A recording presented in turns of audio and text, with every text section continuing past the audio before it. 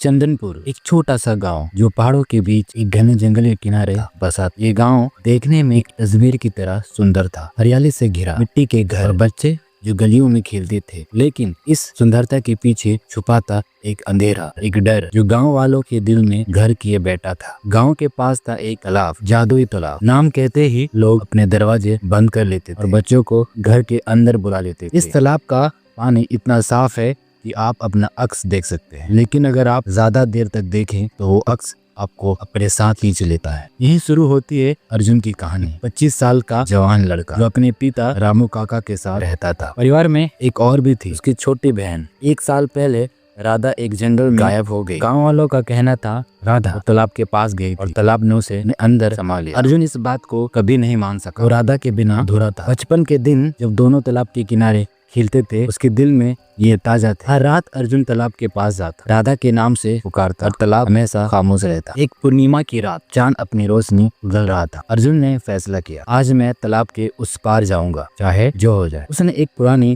Torch उठाई, एक छुरी अपने जेब में डाली और राधा का लॉकेट अपने गले में पहना। जंगल के रात के रास्तों पर चलना आसान नहीं था। रात के 12 बज रहे थे। हवा में एक अजीब सी ठंडक थी। फिर अचानक उसने एक धीमी सी सिसकी सुनी। अर्जुन रुका, टॉर्च घुमाई पर कुछ नहीं। फिर वो तालाब के किनारे पहुंचा। उसने देखा तालाब का पानी चमक रहा था, जैसे उसमें तारे उतर आए। अर्जुन ने टॉर्च बंद की और पानी के किनारे बैठ गया। राधा, उसने पुकारा, अगर तू यहाँ है तो मुझे एक इशारा दे। पहले तो कुछ नहीं हुआ, फिर एक हलचल। तालाब के पानी के अंदर से एक रोशनी उभरी। वो रोशनी धीरे धीरे एक औरत का रूप लेने लगी। उसका बाल लंबे, कपड़े सफेद और चेहरा एक साथ सुंदर और खौफनाक। अर्जुन के सामने वो रोशनी अब एक रूह बन चुकी थी, एक औरत की रूह जिसका चेहरा चांदनी की तरह चमक रहा था, पर आंखों में एक सदियों पुरानी उदासी छुपी थी। अर्जुन, उस रूह ने धीमी आवाज में कहा, तुम यहाँ क्यों आए हो? अर्जुन का दिल जोर जोर से धड़क रहा था। वो आवाज कहने कहीं पहचानी सी थी।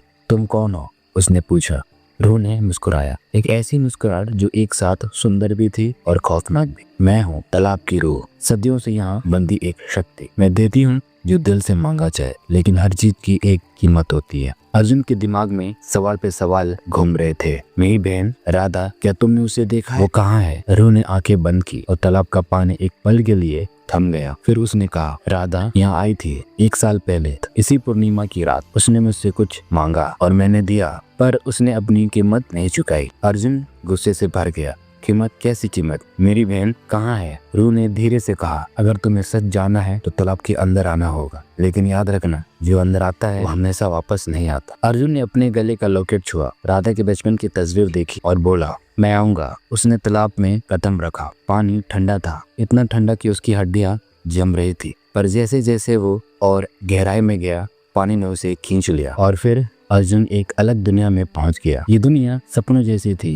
पेड़ों के पत्ते सोने की तरह चमक रहे थे। हवा में एक अजीब सी मिठास थी और दूर एक पुराना मंदिर खड़ा था, जिसका दरवाजा सोने का बना हुआ था। मंदिर के अंदर एक बड़ा सा आईना था और उस आईने में अर्जुन ने देखा राधा का चेहरा। लेकिन राधा अकेली नहीं थी, उसके साथ एक शक्ल थी, एक आदमी का चेहरा जिसका मुंह बंधा हुआ था और आंखों में सिर्फ डर। अर्जुन के दिल में एक अजीब सी बेचैनी उठी। ये आदमी कौन था? अभी मंदिर के अंदर से एक घनघोर आवाज गूंजी, रुक जाओ अर्जुन, ये सफर तेरा नहीं है। ये आवाज किसी पुरानी देवता की थी या शायद कोई शराब। अर्जुन ने हिम्मत करके पूछा, मेरी बहन को वापस दो। आवाज ने कहा, राधा ने तालाब से एक वरदान मांगा था, एक ऐसा वरदान जो उसकी जिंदगी बदल देता, लेकिन उसने कीमत नहीं चुकाई। अब तू यहाँ है, क्या तो उसकी कीमत चुकाएगा? तालाब की रूह ने अर्जुन की आंखों में देखा और कहा, अगर तुम राधा को वापस चाहते हो तो तुम्हें तालाब का खेल खेलना होगा। ये खेल 3 परीक्षाओं का है। हर परीक्षा तुम्हारे दिल, दिमाग और रूह की परीक्षा लेगी। जीत गए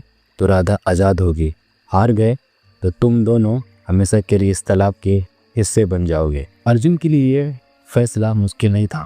उसने राधा के लॉकेट को छुआ और कहा, मैं आऊंगा। रूह ने हाथ हिलाया और अर्जुन के सामने एक सोने का डिब्बा आ गया। इसके अंदर तेरा सबसे बड़ा डर है। रूह ने कहा, इसे खोल और उस डर का सामना कर। अर्जुन का दिल तेज धड़क रहा था। उसने डिब्बे का ढक्कन उठाया और तुरंत एक आवाज गूंजी, एक माँ की आवाज, अर्जुन तूने मुझे क्यों छोड़ दिया? अर्जुन के आंसू बहने लगे। उसकी माँ जो सालों पहले गुजर गई थी उसे याद आ गई। वो आवाज उसके दिल को तोड़ रही थी। और फिर अर्जुन ने आंखें बंद की और कहा, ये झूठ है, मेरी माँ गुजर चुकी है और वो मुझे कभी दोस्त नहीं देगी। डिब्बा एक जोर की आवाज के साथ गायब हो गया।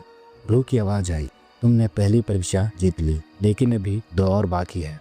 रूह ने हाथ उठाया और अर्जुन के सामने एक पुराना संदूक रखा। संदूक पर 3 ताले लगे थे। रूह बोली, हर ताले के पीछे एक पहेली है। गलत जवाब दिया तो संदूक तुम्हें निगल लेगा। अर्जुन घबरा गया पर उसने हिम्मत नहीं हारी। रूह ने पहली पढ़ी, मैं वो हूँ जो हमेशा आता है लेकिन कभी नहीं रुकता। क्या हूँ मैं? अर्जुन ने कुछ पल सोचा फिर बोला, वक्त। दूसरी पहेली, मैं वो हूँ जो सबके पास है लेकिन कोई मुझे देख नहीं सकता। क्या हूँ मैं? अर्जुन ने तुरंत बोला, सपना। तीसरी पहेली सबसे कठिन थी, मैं वो हूँ जो देता हूँ लेकिन बदले में लेता भी हूँ। क्या हूँ मैं? अर्जुन ने रूह की तरफ देखा और धीरे से बोला, ये तालाब। संदूक के अंदर एक छोटा सा शीशा था। शीशे में राधा का चेहरा दिख रहा था। अर्जुन ने हाथ बढ़ाया लेकिन शीशा तुरंत टूट गया। रूह ने अपनी ठंडी आवाज में कहा, अब तुम्हें रूह का एक हिस्सा देना होगा राधा के बदले। अर्जुन घबरा गया, क्या मतलब? मैं क्या दूं? रूह ने कहा, अपनी जिंदगी के कुछ साल कहा या अपनी यादें। सोच लो, क्या छोड़ने को तैयार हो तुम? अर्जुन ने आंखें बंद की और राधा के साथ अपने बचपन की यादें याद। उसने कहा, मैं अपनी दुख भरी यादें छोड़ दूंगा, वो यादें जो मुझे जलाती है। रूह ने मुस्कुराया, तुम्हारा जवाब अनोखा है, तुमने तीसरी परीक्षा जीत ली। लेकिन सब कुछ अभी खत्म नहीं हुआ था। मंदिर के आईने में अब भी एक चेहरा चमक रहा था, एक पुराना चेहरा, गांव के मुखिया का। रूह ने कहा, ये मुखिया शराब का असली कारण है। दोस्तों, क्या आपको लगता है कि मुखिया के राज के बिना अर्जुन राधा को वापस ला पाएगा? कमेंट करके बताएं। अर्जुन ने रूह की आंखों में देखा और कहा, मैं ये शराब तोड़ूंगा, मेरी बहन और ये सारी रूहें आजाद होंगी। रूह हंसी, लेकिन उस हंसी में एक खौफ था। शराब तोड़ना आसान नहीं अर्जुन, तुम्हें तालाब के दिल तक जाना होगा। वहाँ एक लाल आग जल रही है, उस आग को बुझाए बिना कोई शराब नहीं टूट सकती। अर्जुन ने राधा का हाथ पकड़ा और बोला, मैं तुझे यहाँ से ले जाऊंगा। वहाँ मंदिर के पीछे एक रास्ता था जो तालाब के अंदर की गहराइयों तक जाता था। तालाब का पानी अब उबल रहा था, उसमें से अजीब सी चीखने की आवाजें आ रही थी। अर्जुन ने देखा एक पुराना पत्थर जिसमें एक देवता की मूर्ति बनी थी। उसके हाथों में एक कुंड था जिसमें एक लाल आग जल रही थी। पत्थर के नीचे एक शिलालेख लिखा था, जो शराब तोड़ेगा वो अपना सब कुछ देगा। अर्जुन ने समझ लिया, उसके पास अपनी रूह देने के अलावा और कोई रास्ता नहीं। तभी एक छोटा दरवाजा खुला, उसके अंदर एक बुढ़िया बैठी थी जिसके हाथों में एक पुरानी किताब थी। अर्जुन, तू यहाँ तक आ गया है? बुढ़िया बोली, लेकिन क्या तू सच में शराब तोड़ने के लिए तैयार है? अर्जुन ने पूछा, तुम कौन हो? बुढ़िया बोली, मैं हूँ इस तालाब की रक्षक, सदियों से यहाँ बंदी।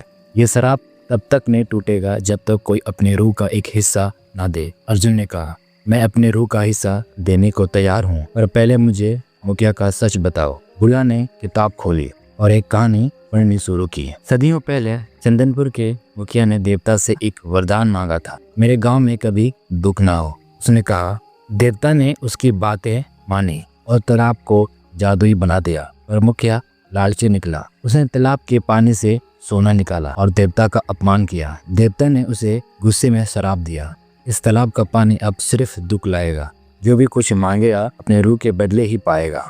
तब से मुखिया की रूह इस तालाब में बंद हो गई। अर्जुन ने बुढ़िया से कहा, मैं ये शराब तोड़ूंगा।